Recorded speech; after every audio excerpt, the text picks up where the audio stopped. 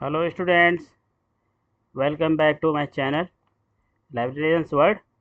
तो आज मैं 2-3 दिन के बाद आपके लिए नई क्लास लेके आया हूँ और ये है BLIS 224 का यूनिट 1 जो है basics of ICT fundamentals, basics of information communication technology. Unit 1 में हम पढ़ेंगे बेसिक्स ऑफ कंप्यूटर टेक्नोलॉजी। तो सबसे पहले आज कंप्यूटर के बारे में जानते हैं। तो आज का युग क्या है? कंप्यूटर का युग है। आप सबको पता है ना, बिना कंप्यूटर के आज की डेट पे कोई भी काम जो है आसान नहीं है, सब कंप्यूटर के थ्रू। आप अगर हम बात करते हैं आज की डेट पे, जब आप कहीं भी जाओ, ई टिकट लो कर की बात करो, आप लाइब्रेरीज में जाओ, एजुकेशन सिस्टम में जाओ, एडमिशन की बात करो, सब जगह ऑनलाइन सिस्टम चल रहा है। इसमें सबसे बड़ा रोल, जो मुख्य सबसे पहले आता है, वो आता है कंप्यूटर। तो आज का युग कंप्यूटर का युग है। आज कंप्यूटर किसी न किसी रूप से हमारे जीवन से जुड़ा हुआ है। ऐसे में मस्तिष्क में कई बार यह प्रश्न उठता है कि आखिर कंप्यूटर क्या है। आइए इसी प्रश्न का उत्तर ढूंढने का प्रयास करते हैं। कंप्यूटर एक ऐसा यंत्र, औजार या डिवाइस है जो हमारे दिए गए आंकड़ों, जिसको हम डेटा कह सकते हैं, को ग्रहण कर उस पर हमारे द्वारा दिए गए निर्देशों के अनुसार काम करता है और हमें इच्छित परिणाम प्रदान करता है। मतलब जो हमारी डिजायर्ड रिजल्ट्स हैं उनको हमें प्रदान करता है। जिन निर्देशों के आधार पर कंप्यूटर काम करता है उन्हें हम क्या कहते हैं? प्रोग्राम कहते हैं। हिंदी में कंप्यूटर को संगणक भी कहा जाता है। क्या करते हैं? कंप्यूटर को हिंदी में क्या कहते हैं? संगणक। कई बार कंप्यूटर के लिए हम लोग पीसी, पर्सनल कंप्यूटर शब्द का भी इस्तेमाल करते हैं। पीसी एक अंग्रेजी शब्द है जिसका मतलब है पर्सनल कंप्यूटर, यानी व्यक्तिगत कंप्यूटर। आपने शेयर्ड कंप्यूटर का नाम भी सुना होगा। शेयर्ड कंप्यूटर वह है जिसे कई भिन्न भिन्न लोग उपयोग करते हैं। आपने देखा होगा, जब आप कंप्यूटर लैब में जाते हैं, तो आपका पर्सनल कंप्यूटर नहीं बल्कि क्या है? शेयर्ड है, जिसमें अलग अलग तरह के लोग उसको शेयर करते हैं, यूज़ करते हैं। विशेष रूप से इसका तात्पर्य उस कंप्यूटर से है जो सार्वजनिक या साझा मंच के लिए उपलब्ध हो, जैसे कंप्यूटर लैब, पुस्तकालय, इंटरनेट और गेमिंग के लिए। कैफ़े में आप जाते हो तो वहाँ पे आपको इस तरह के शेयर्ड पीसीज आपको मिलते हैं। तो कंप्यूटर एक ऐसा इलेक्ट्रॉनिक यंत्र है जो डेटा लेता है और उस पर प्रक्रिया या प्रोसेसिंग करके एक अर्थपूर्ण परिणाम देता है। कंप्यूटर को हिंदी भाषा में क्या कहा जाता है? अभिकल यंत्र या प्रोग्रामेबल मशीन, जिसमें हम प्रोग्राम करते हैं, प्रोग्राम देते हैं। इसके इसके अन्य नाम क्या हैं? जैसे हमने अभी बात करी, संगणक और परिकलक। कंप्यूटर में न्यूमेरिक, तार्किक, न्यूमेरिक मतलब गणितीय, तार्किक मतलब लॉजिकल डेटा को क्रम मतलब सीक्वेंस में संचालित रूप से करने में पूर्णतः सक्षम होता है। और एक कैलकुलेशन कंप्यूटर बिना किसी त्रुटि के पूर्णतः सही प्रदान करता है, और वो एक ही पल में, एक ही सिंगल कमांड में सारा कैलकुलेशन कर लेता है। आपने देखा होगा, जब आप कंप्यूटर में आप जाएंगे, एक ही कमांड में आपका सारा कैलकुलेशन कंप्लीट कर देता है। तो कंप्यूटर जो डेटा लेता है उसे हम क्या कहते हैं? Input data. हम क्या बोलते हैं उसको? Input data.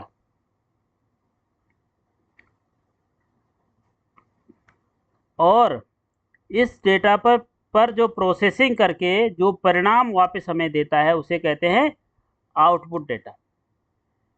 कंप्यूटर एक स्वचालित विद्युत चालित यंत्र मतलब इलेक्ट्रॉनिक यंत्र डिवाइस है जो उपयोगकर्ता मतलब यूजर, आप और हम द्वारा दी गई जानकारी या जो डेटा है या इंफॉर्मेशन आदेश कार्य को दिए गए निर्देशानुसार जो इंस्ट्रक्शन होते हैं उनको पूरा करता है।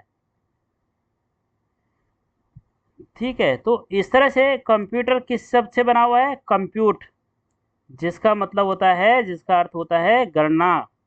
क्या होता है? गणना करना। तो इस तरह से कंप्यूटर के कई पुर्जे, जिसको हम हार्डवेयर कहते हैं, जो हार्डवेयर मतलब जो हार्ड, जो दिखने जिसमें हम जिसको हम महसूस कर सकते हैं, हार्डवेयर, और सॉफ्टवेयर मतलब जो दिखता नहीं है, सॉफ्ट में है, जो कि आपको स्पेस नहीं ऑक्युपाई करता है। सॉफ्टवेयर, इन दोनों का परस्पर समन्वय से बनता है। ऐसा कहना भी बिल्कुल गलत होगा कि हार्डवेयर कंप्यूटर का शरीर होता है। हार्डवेयर क्या है? कंप्यूटर का शरीर होता है, और वहीं सॉफ्टवेयर कंप्यूटर का मस्तिष्क की तरह काम करता है। और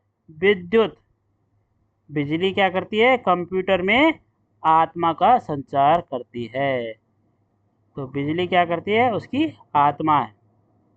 क्योंकि कंप्यूटर का उपयोग इंसानों द्वारा इच्छित कार्य को सरलता से, सटीकता से एवं जल्दी से करने के लिए किया जाता है, इसलिए उपयोगकर्ता यूजर को कंप्यूटर का एक अभिन्न अंग माना जा सकता है। तो इस तरह से आपको बेसिक्स ऑफ कंप्यूटर के बारे में जानकारी मैंने दे दी है। अब आप पढ़ेंगे वॉन न्यूमन का कंप्यूटर आर्किटेक्चर। ठीक है, इसके अलावा जो कंप्यूटर की वर्किंग्स हैं, जैसे इनपुट है। इनपुट क्या है? कीबोर्ड। कीबोर्ड द्वारा कंप्यूटर में तथ्य भरना तथा अपेक्षित कार्य बताना। प्रोसेसिंग, सीपीयू द्वारा उपलब्ध तथ्यों का निर्देशानुसार विश्लेषण करना। आउटपुट क्या है? विश्लेषण द्वारा उपलब्ध जानकारी को दृश्य पटल पर मतलब स्क्रीन पर दर्शाना या प्रिंटर द्वारा उसका प्रिंट करना। अब स्टोरेज क्या है? विश्लेषण द्वारा उपलब्ध जानकारी को संरक्षण उपकरण पर संरक्षित करना, स्टोरेज डिवाइस पर संरक्षित करना। अब इसकी कंप्यूटर की क्या विशेषताएं हैं? कंप्यूटर की विशेषताएं हैं, एक तो ये स्वचालित है, ऑटोमेशन। कंप्यूटर की संरचना इस प्रकार से की गई है कि वो दिए गए कार्य को किसी भी प्रकार के बाहरी सहायता के स्वयं ही उसमें दर्ज निर्देशानुसार पूरा करता है और हमें इच्छित परिणाम देता है। और दूसरा इसकी विशेषता क्या है? तीव्रता, स्पीड। कंप्यूटर में किसी भी प्रकार की गणना को पलक भर में ही हल करने की क्षमता होती है। ठीक है, तो इस तरह से कंप्यूटर की तीव्रता को मापने के लिए इकाइयां हैं, KIPS। ठीक है, MIPS, मेगाफ्लॉप, टेराफ्लॉप। तो इस तरह से नेक्स्ट है इसकी सटीकता, एक्यूरेसी। क्या है? एक्यूरेसी। कंप्यूटर हर कार्य तीव्रता से तो करता ही है, साथ में हर परिणाम के सटीकता से भी बरकरार रखता है। संचयन, मेमोरी एंड स्टोरेज। कंप्यूटर में हर तरह की जानकारी एवं आंकड़ों को संचित व स्मरण रखने की अभूतपूर्व क्षमता होती है। जब भी किसी व्यक्ति को ज़रूरत होती है, कंप्यूटर उसे तुरंत ही संचित जानकारी में से हासिल कर लेता है। तो इस तरह से रोज़मर्रा की ज़िंदगी में हम प्रतिदिन हजारों जानकारी एवं अनुभव से गुजरते हैं, परंतु हमारा मस्तिष्क उन सभी जानकारी व अनुभवों को सदा के लिए संचित नहीं रखता है। जो भी अनुभव या जानकारी हम याद रखना चाहते हैं, हमारा मस्तिष्क उन्हें ही संचित करता है तथा गैर जरूरी जानकारी को धीरे धीरे हमारी याददाश्त से निकालता जाता है। परंतु कंप्यूटर में आंकड़ों को लंबे समय तक हम याद रख सकते हैं। संचित रखने के लिए विशिष्ट युक्ति होती है जिसे सेकेंडरी मेमोरी डिवाइस कहते हैं। जो एक बार जो भी जानकारी संरक्षित की जाती है, जो हम उसको स्टोर करते हैं, वह फिर हमेशा के लिए बनी रहती है और तभी मिटती है जबकि उपयोगकर्ता उसका स्वयं उसे नहीं मिटा दे। उसके अगला का जो इसका विशेषता है वो है डिलीजेंस, क्षमता एवं उत्पादकता। कंप्यूटर हर कार्य बड़ी संजीदगी से करते हैं। उन्हें हमारी तरह कभी भी थकान महसूस नहीं होती है। इसकी है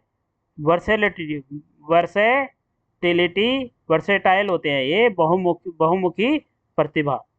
कंप्यूटर विविध प्रकार के कार्य करने में पारंगत होते हैं, चाहे जटिल से जटिल गणितीय गणना करना हो या किसी जानकारी का अवलोकन करना हो, मौसम का हाल जानना हो या दूरध्वनि का प्रसारण करना हो, चिकित्सीय इलाज करना हो या दस्तावेज तैयार करने हो। ऐसे कई कार्य कंप्यूटर बड़ी ही आसानी से पूरा कर लेते हैं। इसमें है नो फीलिंग्स। कंप्यूटर में इसकी और विशेषता क्या है? नो फीलिंग्स, कोई फीलिंग नहीं होती है, भावहीनता। इंसानों की तरह जो है कंप्यूटर जो है उसमें कोई फीलिंग्स नहीं होती है।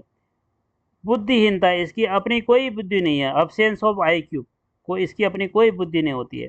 ठीक है। और इसकी नेक्स्ट जो विशेषता है वह है उत्पत्ति एवं क्रमागत उन्नति, कंप्यूट डेवलपमेंट।